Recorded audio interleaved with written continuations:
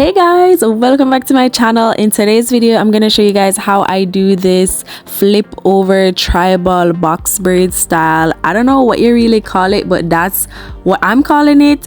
Pretty much I got the hair from Amazon, the I guess you could say the box braid, the braiding hair from Amazon, and then the curly pieces that I put in was the loose deep from the Milky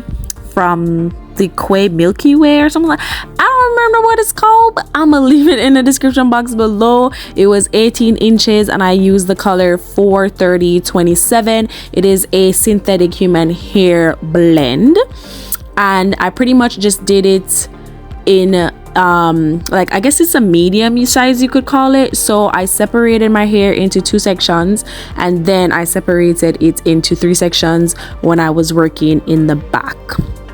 I did apply my braids 2 ways. At the back I kind of just did the regular braiding with the knots, and then at the top I did most of them with the feeding in the braids and then just the knotless method where I just added it in as I go.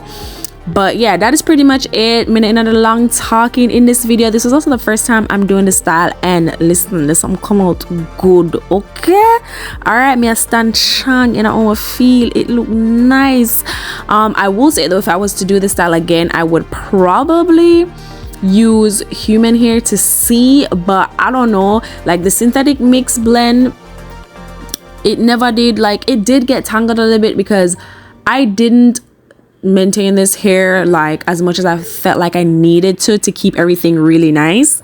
So it did tangle a little bit, so I said okay, maybe I'm gonna try human hair the next time. But honestly, I think if you try crochet hair too, it would be fine. Anyways, that's it for this video. I hope you like the end results, and I'm gonna catch you in my next one. Bye.